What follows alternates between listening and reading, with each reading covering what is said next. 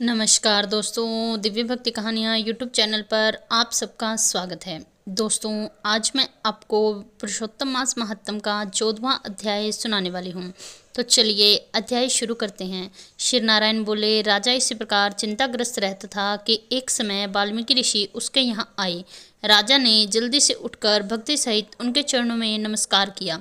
तब वाल्मीकि ऋषि राजा को शांत देखकर कहने लगे, हे राजन, तेरे मन में जो कुछ भी चिंता हो वह तुम बिना संकोच के मुझसे पूछो, कहो क्या बात है।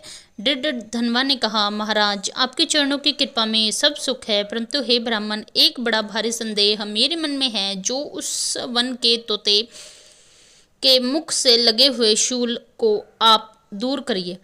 वाल्मीकि ऋषि राजा के वचन सुनकर बोले, हे राजन, पूर्व जन्म में तुम द्रविड़ देश में ब्राह्मण के घर ताम्रपत्र के किनारे उत्पन्न हुए थे। सदैव तुम्हारा नाम और तुम्हारा काम हमेशा धर्म में रत रहता था। तुम धार्मिक, सत्यवादी, जितना मिले उतने में ही संतुष्ट रहने वाले थे। तुम्हारी स्त्री उत्तम गुणों वाली गौतम ऋषि की पुत्री गौतमी नाम से विख्यात थी।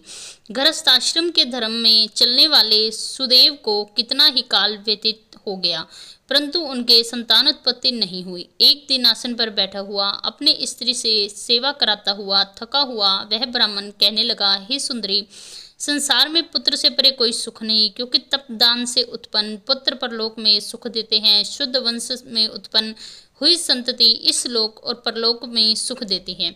उससे श्रेष्ठ संतति को मैं प्राप्त न कर सका तो मेरा जीवन व्यर्थ है। मैंने उसे विद्याधन नहीं कराया, न उसका विवाह आदि किया, अतः मेरा जन्म व्यर्थ है। इसलिए मेरी मृत्यु शीघ्र ही हो जाए तो अच्छा है। मुझको आयु प्रिय नहीं।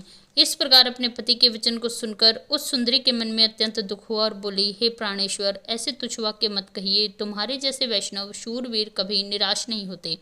हे विप्र, आप सत्य धर्म में तत्पर रहें।